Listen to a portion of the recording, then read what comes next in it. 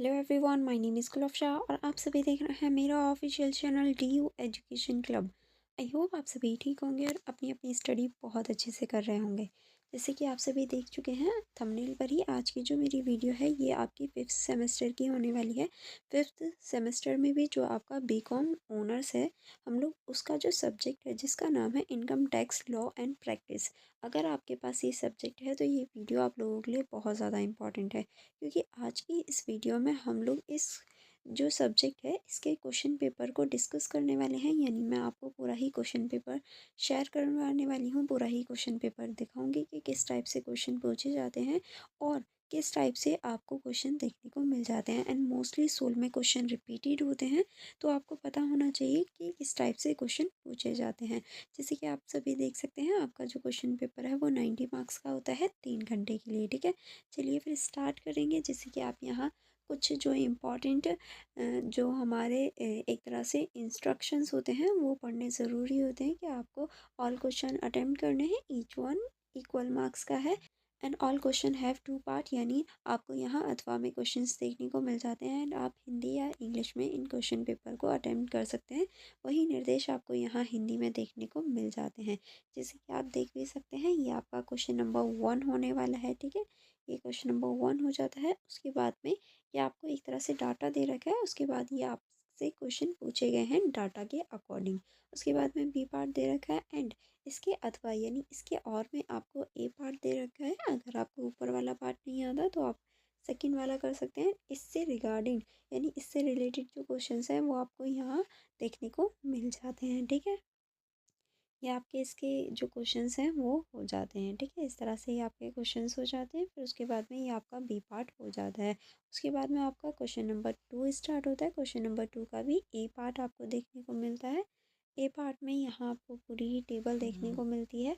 आप इसका स्क्रीनशॉट भी ले सकते हैं ताकि आप इन सभी क्वेश्चंस को अच्छे से रीड आउट कर सकते हैं एंड अच्छे से पढ़ सकें। एंड उसके बाद में ये आपका बी पार्ट हो जाता है। उसके अथवा में यानी ए जो हमारा सेकंड क्वेश्चन है उसके अथवा में आपको क्वेश्चन देखने को मिल जाता है, ये ए पार्ट हो जाता है इसका। फिर उसके बाद में आप जैसे ही स्क्रॉल डाउन जाएंगे, इन सभी क्वेश्चंस को अटेम्प्ट करेंगे तो आपको जो बी पार्ट है वो भी देखने को मिल जाएगा, जैसे कि आप यहाँ देख सकते हैं।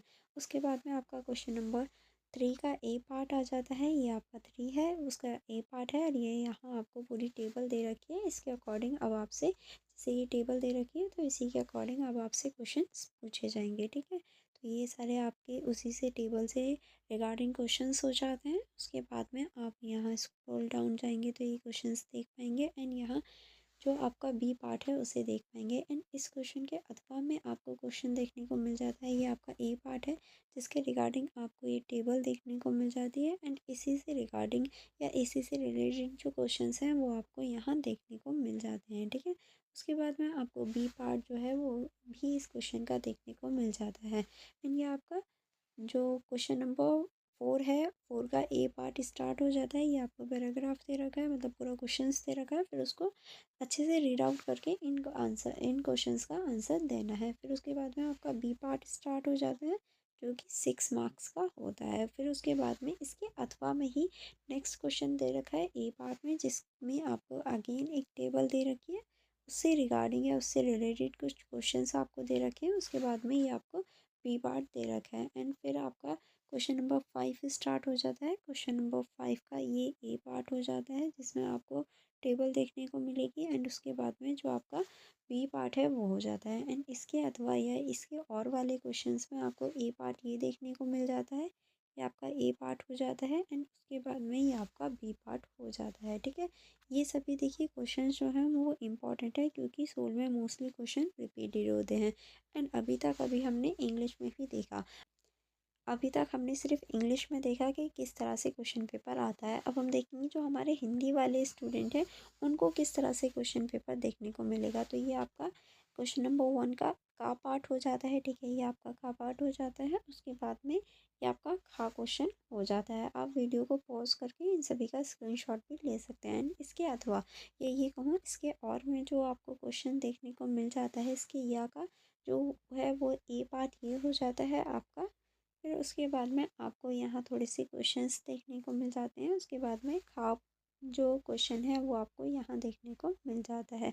उसके बाद में आपका क्वेश्चन नंबर 2 स्टार्ट हो जाता है। क्वेश्चन नंबर 2 का ये का पार्ट हो जाता है, जिस तरह से आप देख सकते हैं इसको। ये पूरी ही एक तरह से डिटेल्स आपको दे रखी है एंड उससे रिलेटेड फिर क्वेश्चंस पूछे गए हैं। फिर उसके बाद में आपका ये खा पार्ट हो जाता है एंड इसके या में एक और क्वेश्चन दे रखा है जो का हो जाता है आपका इस तरह से। एंड का के बाद में आपको यहाँ कुछ क्वेश्चंस देखने को मिल जाते हैं जो इसी से रिलेटेड है। फिर उसके बाद में यहाँ आप इन सारे क्वेश्चंस को अच्छे से देख सकते हैं एंड उसके बाद में जो आपका खा पॉइंट है वो स्टार्ट हो जाता है। ठीक है, फिर उसके बाद में आपका जो क्वेश्चन नंबर 3 है उसका का स्टार्ट हो जाता है। ये हमारा क्वेश्चन नंबर 3 हो जाता है एंड ये इसके जो एक तरह से फ्लो चार्ट है या ये कहूँ सारणी है वो दे रखी है। फिर उसके बाद में यहाँ इससे रिलेटेड कुछ क्वेश्चंस पूछे गए हैं एंड यहाँ आपको खा पार्ट देखने को मिल जाता है। ठीक है, ये आपका खा पार्ट हो जाता है एंड इसके अथवा या ये कहूँ इसके और में जो आपका का पार्ट है वो देखने को मिल जाता है। ठीक है, एंड ये आपकी एक तरह से इसमें सारणी दे रखी है जिसकी अन्य जो सूचनाएं हैं वो आपको नीचे दे रखी है। उसके अकॉर्डिंग आपको क्वेश्चंस का जो आंसर है वो देना है। ठीक है, उसके बाद में जो आपका खा पॉइंट है वो स्टार्ट हो जाता है, जैसे कि आप देख सकते हैं। फिर आपके जो क्वेश्चन नंबर 4 है उसका का पार्ट स्टार्ट हो जाता है। ये का पार्ट के ही क्वेश्चंस हो जाते हैं। ठीक है, फिर उसके बाद में ये आपको खा पार्ट देखने को मिल जाता है एंड इसके या में जो का पार्ट है वो आपको देखने को मिल जाता है। ये पूरा ही आपका का पार्ट हो जाता है। उसके बाद में यहाँ आपका खा पार्ट हो जाता है एंड क्वेश्चन नंबर 5 का ये का पार्ट है, जैसे कि आप देख सकते हैं। इसमें भी आपको मेनली एक सारणी दे रखी है, उसी से रिलेटेड क्वेश्चंस पूछे गए हैं। ठीक है, उसके बाद में ये आपका खा पार्ट हो जाता है एंड इसके अथवा या इसके या में भी एक और क्वेश्चन है जो कि गा पार्ट हो जाता है। का जो है वो आप इस तरह से देख सकते हैं। का के बाद में खा भी आपको देखने को मिल जाएगा, जैसे कि आप यहाँ खा को देख सकते हैं। ये खा क्वेश्चन हो जाता है। इसके साथ ही आपका जो पूरा ही क्वेश्चन पेपर है वो कंप्लीट हो जाता है यहाँ तक। अगर आपको किसी क्वेश्चन में या कहीं डाउट रहता है तो आप मुझसे पूछ लीजिएगा, अदरवाइज़ क्वेश्चन जो है वो काफ़ी ईजी हैं, आपको समझ में आ जाएंगे। अगर कहीं कन्फ्यूजन या कोई डाउट रहती है तो आप पूछ लीजिएगा। इस for more information for more connectivity आप मेरा टेलीग्राम ग्रुप ज्वाइन कर सकते हैं, आप मेरी इंस्टाग्राम आईडी चेकआउट कर सकते हैं, आप मेरा टेलीग्राम चैनल ज्वाइन कर सकते हैं। इन सभी का जो लिंक है वो आपको डिस्क्रिप्शन बॉक्स में मिल जाएगा, तो आप डिस्क्रिप्शन बॉक्स चेक करना मत भूलिएगा। अगर आपको कोई डाउट हो या कोई प्रॉब्लम रहती है तो आप मुझसे पूछ लीजिएगा। अदरवाइज़ वीडियो को लाइक करना एंड अपने फ्रेंड्स के साथ भी ज़रूर शेयर करना, ताकि उन्हें भी पता चल जाए सोल में किस टाइप से क्वेश्चन पूछे जाते हैं और किस टाइप के क्वेश्चन रिपीटेड होते हैं। ठीक है, चलिए फिर हम मिलेंगे नेक्स्ट वीडियो में। Thank you for watching everyone.